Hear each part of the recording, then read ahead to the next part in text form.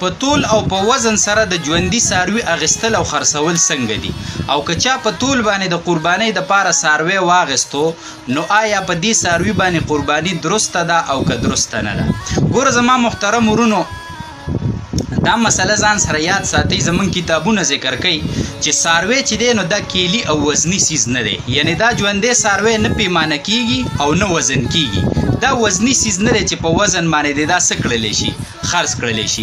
بله مسله په دې کې علما دا هم ذکر کوي په کتابونو کې چې د سا اغستلو په ټیم کې هم د دې هغه وزن کمی او زیاتې کوي، نو د دې هغه فکس وزن نه معلومیږي چې دا د څونه وزن دی. ځکه څاروی خو ډیره سا راکاږي، نو چې سا راکاږي د دې وزن سیوا شي او چې سا وباسي نو د دې وزن کم شي، نو هغه پوره تعین نه کیږي. خو بیا هم علما وایي چې دغه دومره فرق نه دی، معمولی فرق دی، زیات فرق نه دی.